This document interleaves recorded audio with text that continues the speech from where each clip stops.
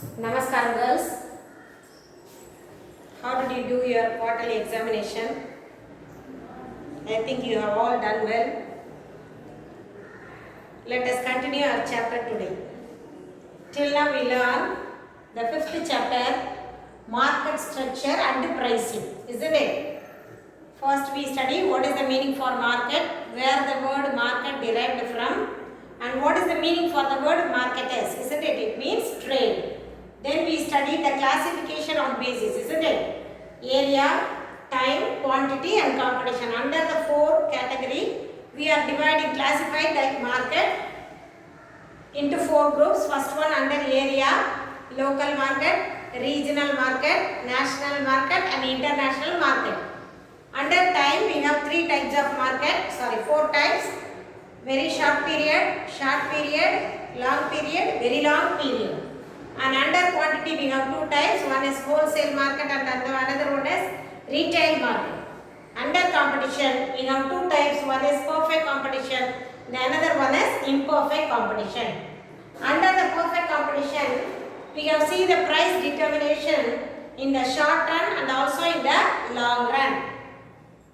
Today we are going to see the imperfect competition. Under imperfect competition we have four types of markets: monopoly, monopolistic, duopoly and bilateral monopoly. Now let us see imperfect competition.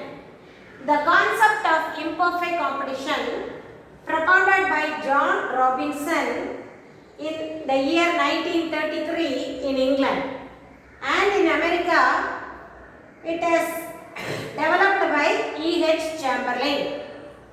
What is imperfect competition means? What is the definition or what is the meaning? That means they are all only individual firms and they have the rights to control over the price. So here in the imperfect competition, the sellers or the producers, they control over the price. And what is the meaning for imperfect competition? While we study the perfect competition, we study the features of perfect competition, isn't it? We study there will be many sellers and many buyers, homogeneous product, uniform price, there is no transport cost and everything we study as the characteristics of perfect competition. Imperfect competition, there will be many sellers but the products are heterogeneous. There we studied homogeneous, that means a single product, only one product will be sold by all the producers. Here the products are heterogeneous, means different variety of products. So the imperfect competition is opposite to perfect. And while we studied about the imperfect competition, it is the today's real world situation, isn't it? There should be no imperfect or perfect competition in the world. We cannot expect that many sellers and many buyers they can sell only the uniform products or homogeneous product. That we cannot accept. So today's world is full of only imperfect competition. The main aim of the producers or sellers is to be earn more profits, isn't it? So they can influence the price. They are the price takers, price makers. Perfect competition, they are price takers. They can take the price only prevail in the market. The market demand and supply, it determines the price in the perfect competition. But in the imperfect competition, the producers or the sellers, they determine the price. And then we are going to see the first pattern, monopoly.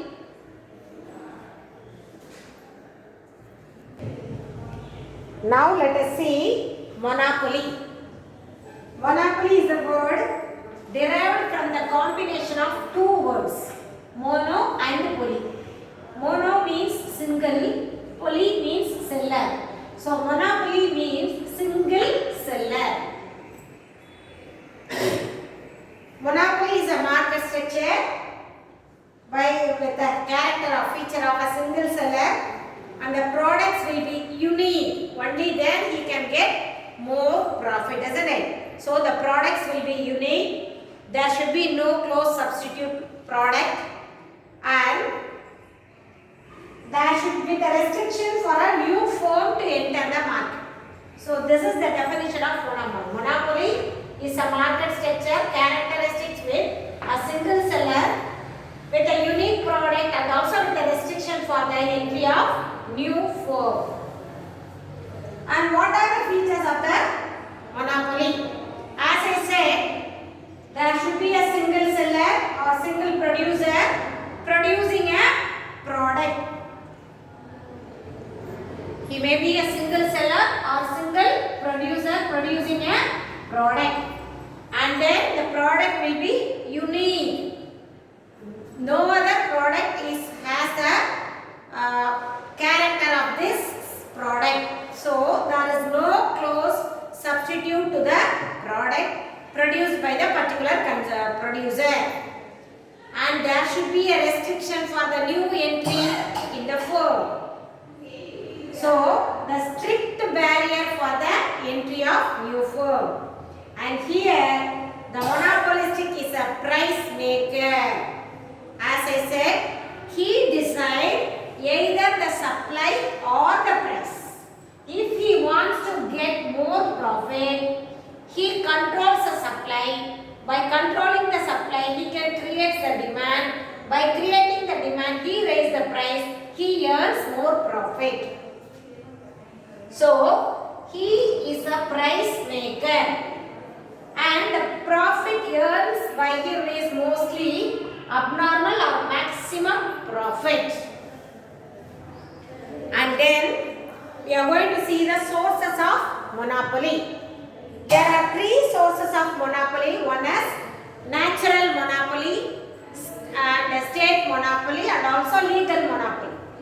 What do you mean by natural monopoly? That is the ownership of the natural raw material. That is called a natural monopoly. For example, gold mines, coal. These are all natural things we cannot make. They are the nature is the ownership of that monopoly. So that is called a natural monopoly. And second one is state monopoly. That is single supplier of some special services.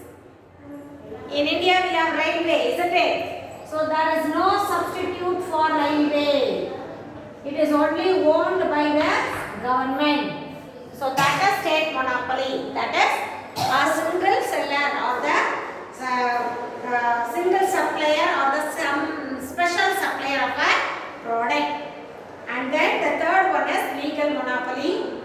A monopoly firm can get its monopoly power by getting the patent rights.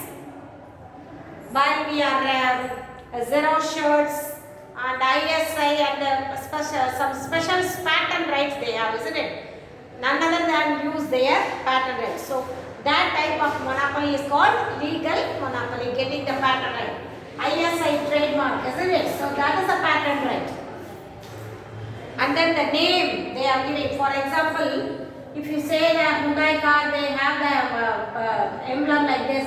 Volkswagen, they have the emblem like this. So those are all patent rights.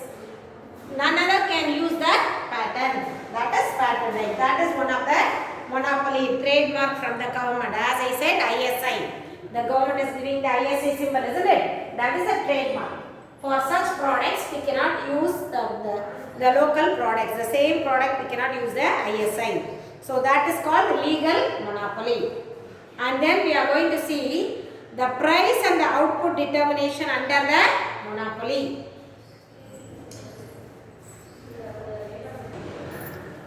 Now let us see the price and the output determination in under monopoly. How the price is determined or what would be the output. As we have studied, in the declining price, under imperfect competition, under monopoly, AR curve and the MR curve lies slopes down. MR lies below the AR curve. In the previous lesson I taught you, isn't it? Usually the MR curve lies below the AR curve. And then MC curve cuts the MR curve conditions to get the equilibrium point. MC is equal to MR, and the MC curve cuts the MR curve from the below. Those are the two conditions to get the equilibrium point. See here, this is the MC curve. This MC curve cuts the MR curve at the equilibrium point. This is the MR curve. So this is the equilibrium point. At this point, he attains equilibrium. And then this is his average cost. The average cost, he is selling at the price of 50, but he is getting the income. He produced the product up to Q, AR curve. Till the price is determined only at the AR. So he can produce the goods at the point of Q. So the price is 50 and he is earning the amount 88. So what would be the difference? 38 is the difference. So he is getting profit. This is they have given in the hypothetical calculation, that is TR is equal to 100Q minus 4Q2. Already this one we have studied under the fixed cost we studied. Have you remembered girls in the previous class? We learned while learning the total cost we studied Q3 minus 18 Q2 plus 91 plus 12 we have studied. That 12 is fixed cost already we have learned. So here they have given TR is equal to 100Q minus 4Q. TC they have given as we said Q3 minus 18 Q2 plus 91Q plus 12, that is 12 is the fixed cost. And what would be the AR? 100 minus 4Q, isn't it? AR is equal to 100 minus 4Q. M1 is equal to, you have to divide 12 minus 4, 8Q. Marginal we have to calculate from the previous differentiation between the additional. So 12 minus 4 is equal to 8Q. So now we are going to calculate the average cost. Average cost is equal to Q2 because Q2 minus 18Q plus 91Q by 12 by Q is equal to average cost. So if you calculate you will get this 3Q2 plus 36Q plus 91. That is Q is equal to 3. So now we got the value for Q. Now we are going to apply the value Q into the formula. AR is equal to 100 minus 4Q we have given. So 100 minus 4 into 3. We are going to apply the value of Q as 3. Here he has produced 3 units only. So we are going to apply at the production of 3 units, selling of 3 units. How much profit he is earning, we are going to calculate. This is a hypothetical calculation only, girls. So let us see. Now we find the value of Q. Q is 3. So now I apply the value of 3 into AR. AR is equal to 100 minus 4Q, that is 100. Here we have given, see, AR is equal to 100 minus 4Q. So AR is equal to 100 minus 4 into 3, that is 100 minus 12, 88. And AC is equal to, we are going to apply the rule. Q squared minus 18Q plus 91 plus 12 by Q. This one we are going to apply. AC.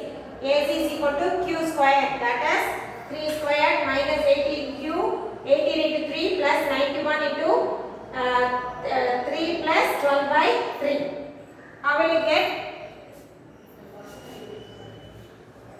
3 squared 9, 18 into 3 is equal to 54, 91, 12 by 3 is equal to 4. If you subtract 9 minus 54, you will get minus 45 plus 95. So 95 minus 45 is equal to 50 plus 50. So MR we are going to calculate. MR is equal to 108Q.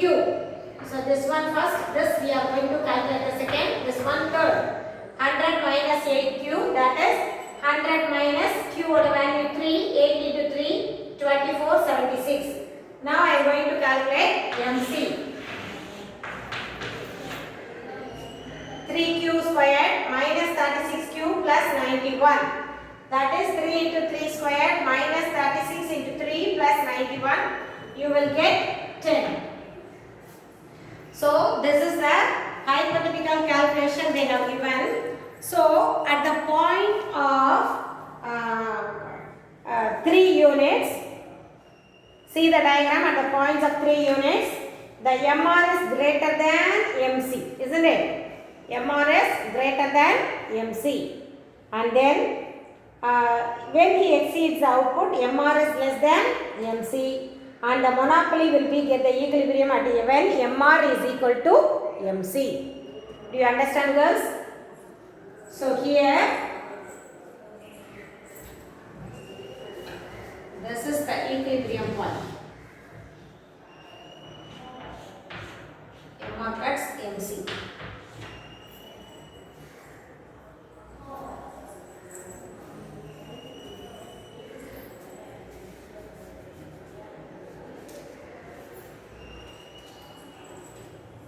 And then now we are going to check the total profit. How will you check the total profit? Total profit can be obtained by average revenue minus average cost.